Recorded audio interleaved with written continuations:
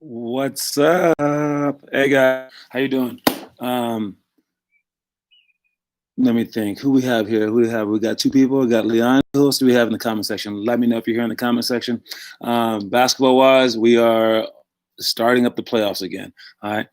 They took a couple of days off to speak about a few key issues that they wanted to speak of, and they did as I said. They said that as much as they want to protest things, they realize that they can't give up their platform because they want to be powerful enough to speak and change some things. And they actually started changing things too, because the owners of the teams have all decided to like open up their arenas for voting and other things like that. They made some big changes, so we'll see where this goes. But the games are back on. The games start on Saturday, I believe. All right, so we're gonna see what things happen from that. I know that some of you guys are watching this on record right now, like DVR. Some of you guys are watching it after the fact. That is A-okay. What's up, Cameron? All right. But know that I can only respond to you and your questions if you're here live. All right. And I need some people to start asking me some questions, because I think that's real every single day, at least 5 minutes, and work out every single day doing these 6 things and following the book all throughout. The book actually starts on Sunday. So today's Friday, we have Saturday, and then the book starts Sunday. I am lag. You want me to end it? Can you hear me? Can you understand me? Or is it just that I'm talking and then my face is moving differently? Let me know. Can you hear me? That's all I care about. It's good? Okay, so I'll keep talking. All right, so I finally convinced 2 kids, and those 2 kids are Finn Kaufman and Dylan Deviney. All right, but as they tried it, Finn wrote me and called me maybe 5 times last night, and he asked me several questions, and the questions were like questions from the book, which is cool. I like those questions, but I would much rather you guys ask those questions right now. All right, so I would much rather you guys say, hey, I don't know what this means now. All right, so that I can go out there on the court and show you, because through text it was hard to explain to them. All right, but or over the phone it's even hard to explain. But right now I can explain it to you guys. So if you have the books, take them out. If you want to be one of those people, again, we have 2 that want to try. But Dylan failed yesterday. He got every single one. He filmed every single one because I was there. I work him out, and we're just doing this. I work him out every single day, and he filmed him. And I was like, okay, now post him. And then he just said that he forgot. So Finn Kaufman has a book now. We're going to see if he can do it. And again, if you have questions, you ask them now. Ask them now. Okay, so here we go. I'll start with the quote of the day. The quote of the day is, become a priority in your life. Right? You want to become a priority in your life. And priority means like number 1, like the most important thing. Right? And you want to be the most important thing in your life. I mean, as sad as that sounds, you want to, you don't want to be selfish and things like that. You need to take care of yourself first. And there's a very popular saying on airplanes. They say when the airplane's crashing, if it happens to crash and the masks come down, secure your own mask first and then take care of the kid next to you. Because if you take care of the kid next to you and then you faint, you can't take care of him either. So if you can't take care of yourself, you can't take care of other people. They are a little selfish. Magic wasn't so selfish. LeBron isn't selfish. I don't think Steph Curry is selfish. So you don't have to be selfish, but they do take care of themselves. And those 3 people, Magic, he wasn't selfish, but what he did is he gave all his teammates money. But he did that because he said, I want a 25-year contract at $1 million a year and get me more teammates. So that's kind of selfish because he was ensuring that he would win a whole bunch of championships. So it was like selfish but unselfish. For LeBron, he passes a lot, but he tries to get the people in the game so that he wins. So that's kind of selfish too. And again, he gives back to the community, but that's kind of like, kind of makes him look like a legend. So it's selfish or not. Steph Curry, same thing. He gave up money to get Kevin Durant on his team, but he got a championship because of it, and he got more money because of it. So how unselfish are they? They take care of themselves. And LeBron's body, He spends over $1 million a year on just taking care of his body. That's pretty selfish, but it's a selfish in a good way. Take care of yourself. LeBron actually is kind of selfish. He trades all his team. He does. Yeah, he's like magic in that regard. Get me better teammates, because they know that if you have better teammates, you're bound to win. Which is, I mean, it's how it is. I don't know. One player can't do it all. Kobe, though, he was so selfish. He got rid of his teammates. He got rid of Shaq because he wanted to win on his own. Then he started losing for many years. So selfish and stupid, it's different. Anyways, back to the thing. Become a priority in your life. Make sure that you're not doing everything for everyone and just forgetting about yourself. So take care of yourself. Make sure that you're working out. Make sure that you're expressing your needs to your parents and telling them that you want to do something with your life, and tell them that. Okay, it's not all about everyone else. All right, Dylan's trying to upload, but it's not working. All right, he has to figure it out. All right, I told him everyone else can figure it out, so can he. But I gave him your number, so hopefully you're helping him out too. Maybe he can send you the videos and you can upload it for him. I do remember there was a day when Finn Kaufman himself could not upload videos. And I think it's just figuring it out. Every kid takes their time. All right, let's start with the workouts. For elementary school, we have 3, 4, 5, 4, 3, 2, 1 run. One chance to make 3 in a row, then 4, then 5, then 4, etc. All right, that's a lot.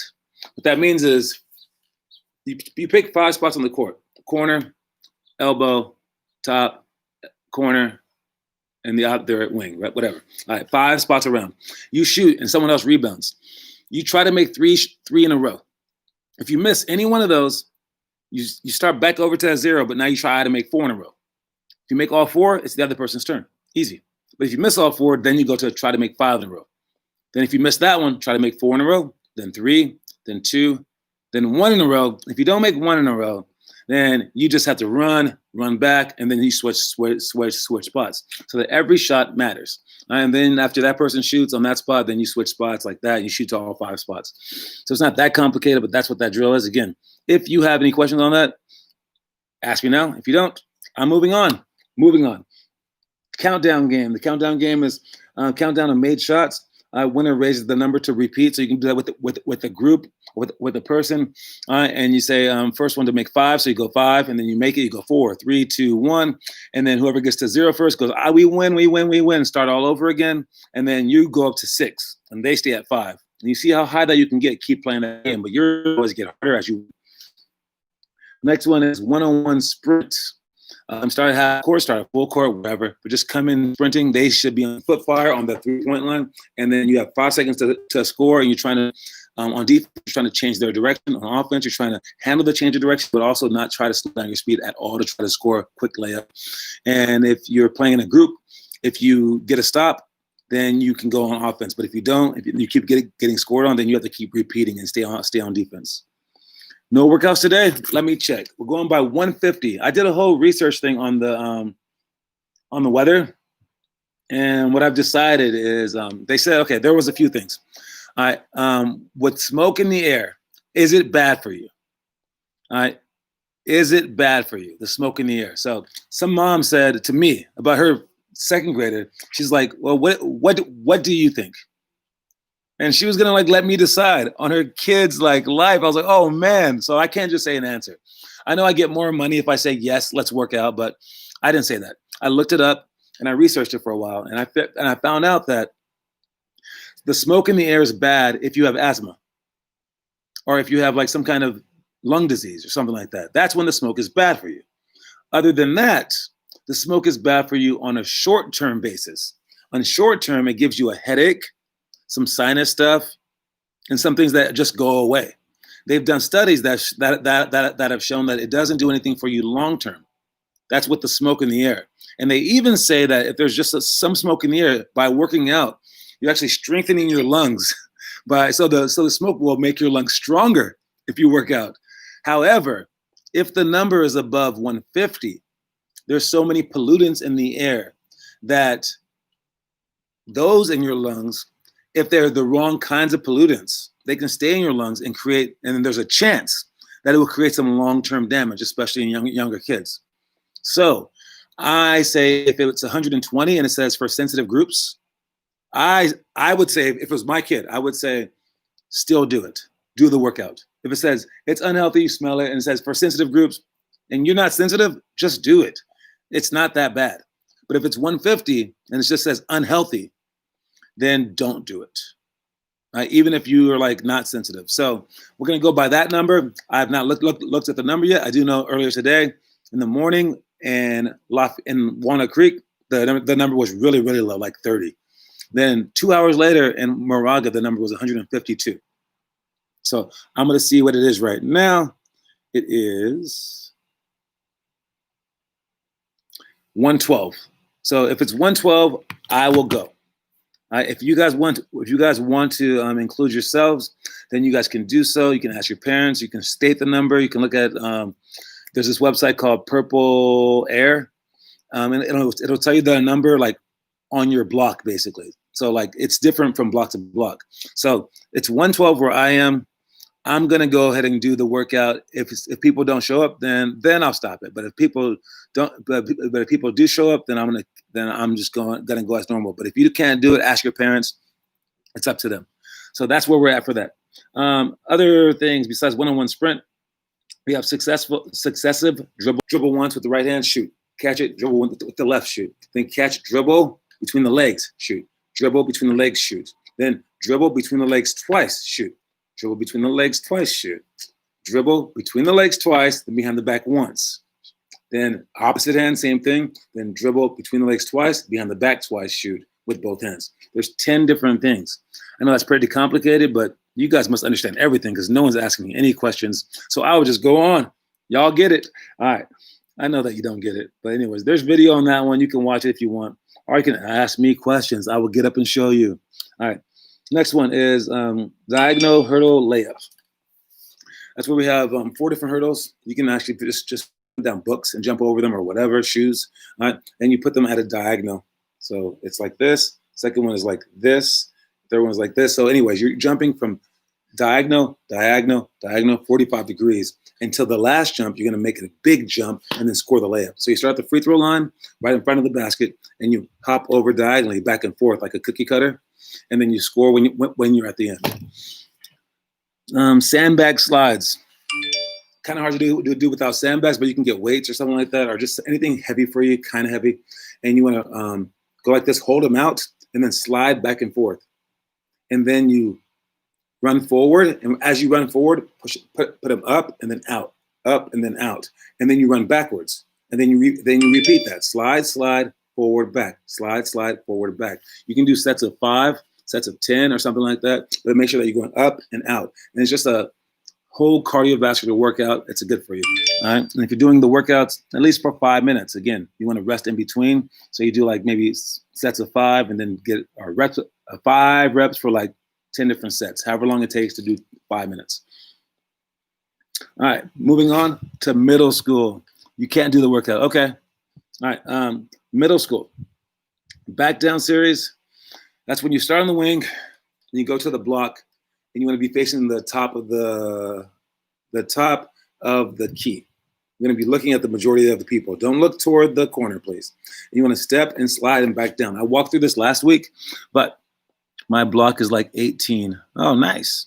All right. So we're going to step and slide, back down series. Step and slide, step and slide, step and slide, and then pro hop down the middle. The next one is to fake the pro hop, spin back baseline. Next one is to turn and run middle with the Statue of Liberty layup. Last one is to turn and spin baseline with a reverse layup with the baseline hands. And then the last one, if you want to include it, is step in, fade away shot. That's the jerk fade. All right, those are the 5 things for the back down series. Again, if you understand that, we do have video for that one online. Make sure that you do that today. So that one is Finn Kaufman's back down series. Those 5 things. Pick and roll rescreen. That is off of a flat show. So if you come off a pick and roll and the screener's defender isn't going to show heavy, but he does flat show, and your guy comes over the top, you're going to go over that screen and then get double teamed, crossover dribble, and then get rescreen and go off the other side. Now the big is trying to show on this side, and he has to try to show on the other side too. In the NBA, they do this a lot. They will screen once, and then they get kind of double teamed, and then they'll screen again. All right, that's what we do off of flat shows. We screen then rescreen. For the drill, You can have a person screen you once or have like a chair right there, whatever, screen you, cross over it, go back over it, and then shoot your shot. And you just put up a whole bunch of reps with that. Statue of Liberty is you can start from the 3-point line, dribble in like this, dribble together, and then push out, have the ball up, and then finish like this. And you're taking 2 big steps after the dribble, 2 big steps with one hand on the ball the entire time, controlling it like a water polo player. Try left hand and right hand. 2-ball catch layup. You do need a partner for this one, I think. It'll be hard, but you could spin the ball out. But you want to dribble the ball, drive in as you're driving, catch another ball, and then score with one hand. And then you switch sides, switch basketballs like that. Dowel jumps. All right, that's 2 sticks, and someone tells you side, and then you jump side to side. And then they say front, and then you jump front to back. And then they say switch, and then you switch sticks, but you keep jumping the same way that you were just jumping. You use those three words to create a pattern where you're trying to react and be as quick as you can so that your brain and that your feet are working as hard as they can. So again, I hope that you understand that. Last one is peekaboo shots. Peekaboo shots is when you go underneath the basket and then you come off of a curl screen, all right, or a down screen or a flare screen, depending on what the defense does. And as you start, you want to make sure that you're underneath the basket and come off that screen like this, looking over your shoulder to see what the defender's going to do. And if they follow you around the screen, you want to do a tight curl. If they hit the screen, you come straight out and be on the opposite side of the defender. If they go over to the top side, you want to go around, fake the curl, and then sprint backwards toward the corner for a flare. All right, those are the 6 drills for the middle school. Let's see if you guys can film those today. And by the way, on Saturdays we have open gym. That's pretty hard to do by yourself. I'll say that much. All right, but there are 2 drills to begin with. What you can do is you can explain those drills. You can bring your friends over if your parents allow you to have some friends, and you can play the 5-on-5 or 3-on-3 or 2-on-2 or just 1-on-1. And you can figure out ways to make that happen. Or you can just do a workout. All right, there's always ways to get better. So film for the filming, you can just explain it and post it. And I'll know that you're reading the book and that you're following along. I'll even give you credit too. All right. Last one is our high school. All right. Our high school workouts. This is the one that I did this morning for Dylan. We started out with autonomous workouts. For autonomous workouts, I gave him something to do, and then he had to do it. And I gave him 10 minutes. Now I judged him, but if you have multiple people, you can rank them in order based on how they did. And what the goal is to teach a kid how to be creative and how to work hard by themselves without anyone else pushing them, besides the other players around them or besides their own mentality. All right. So it basically teaches you that you don't need a coach. So really, it's just really bad business on my part, right? So the autonomous workout, I just do it for 10 minutes. We go as hard as we can. And then I judge all the players. So you can do yours and you can just be like, set something up. Like I set up like ladders, cones, jump ropes, and then 3 different shots. And I gave him 20 seconds at each one. And said, just rotate between them. And I see how hard he can go for 10 minutes. It's only 10 minutes. He was exhausted. Let's see if you guys can exhaust yourself in 10 minutes. Judged rank dribbling. I like this one where we have all the kids in a straight line, and then we judge them based on a dribbling drill. We'll make the dribbling drills 2 balls. It can be any dribbling drill at all. And then after each one, I will readjust them. I'll say, okay, now you're first, you're second, you're last place. And the point is to make sure that you are challenging yourself, or you're being challenged by the person ahead of you, or you're being challenged by the person behind you. So either you just want to become great, or you want to catch the person in front of you, or you want to stay ahead of the person behind you. So you're inspired by the 3 different levels. You're inspired by yourself, or if you can't do that, you're inspired positively, like I want to stay ahead of this guy, or you're inspired negatively, I want to catch that guy. Or you can see those as opposites as well. All right. And if you don't want to try, then you're 5th level. But if you can push everyone else still, now you can be 1st level where you're doing this drill. You're like, let's go, guys. Come on. Push yourselves. Let's go. Let's go. Beat me again. Come on. Beat me. I bet you can't beat me like that. Now you're pushing other people. And that's the kind of person that we want you to be. So that's judge rank dribbling. Retreat explode drill is when you have 2 lines and you sprint forward, then retreat dribble by keeping your head forward, and then you cross over between your legs and then switch hands and then repeat. Make sure that you push off and take a long first step and a longer first dribble. I'm just wondering why positive is better than negative. Why positive is better than negative? I think because negative is draining. It's like, you know, negative is cool, positive is cool. They both work kind of in the same way. That's why I said that they're kind of like the same almost, right? But either I say, Finn Kaufman, do this right now, and I'm screaming at you, and then you do it. Or I go, Finn, great job, let's go. Okay, both cause me to use my energy to speak to you. Both, you need someone's outside help. So they're alike in so many different ways. But when you're constantly clapping and being happy, you're more likely making everyone else happy. And happy environments are more conducive for people to want to come back to. So basically, people like happiness. All right. And the negative, when I'm screaming at you, maybe you need that. But when I come home, I'm exhausted as a coach. I'm like, oh my God. So the happiness actually makes me feel happier. The screaming makes me feel exhausted. And basically, coaches can't keep up with it. And players can't keep up with it. Fans can't keep up with it because it's just so much negative. And if you always need it, it's just going to down, down, and down. And then lastly, for both of them, if you give a kid $1 and he works his hardest for the dollar, then after a while, what happens? He doesn't care about the dollar. Now you have to make it $5, then 10, then 100.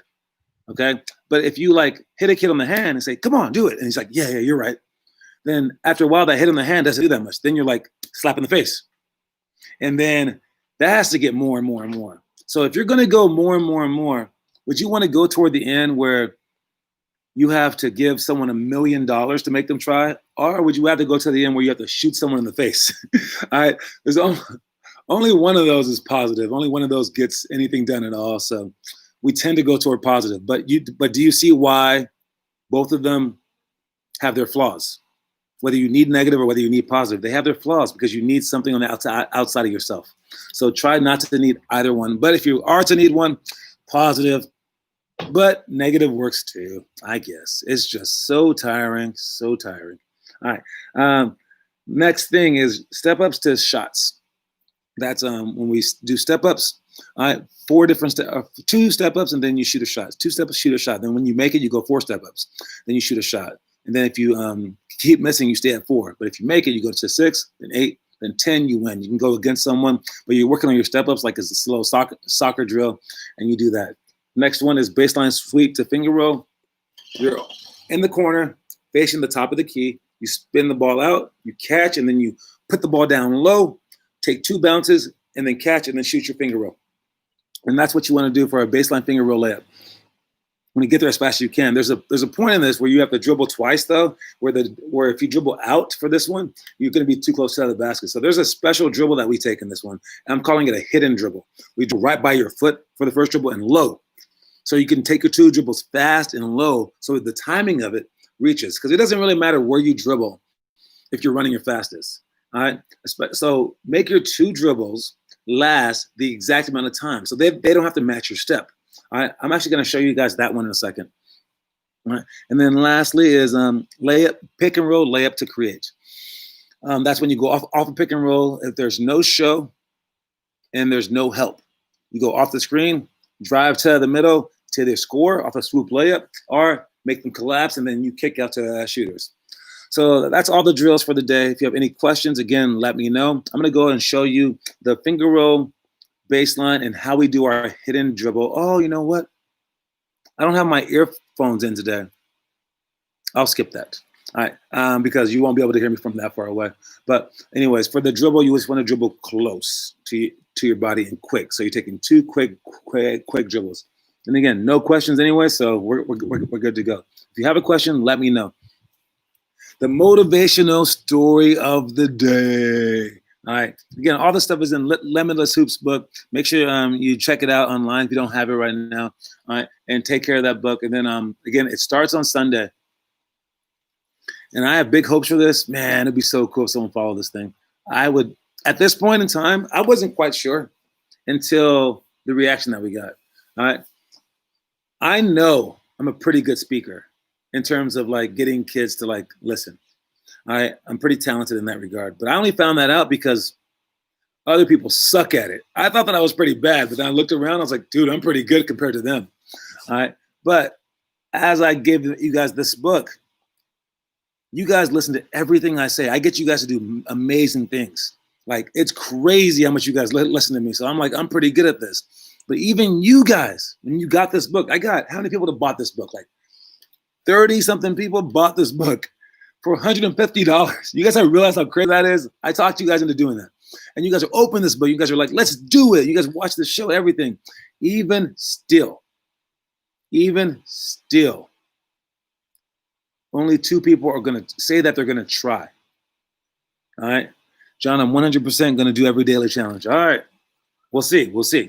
But we say only 2 people say that they're going to try. Not try. Okay, good. All right. Let's see if we can get more. All right. And with that said, it's hard. People have opened the book and they're like, oh, crap. People have tried it and they're like, oh, my God. So that's how I know it's going to be a good book.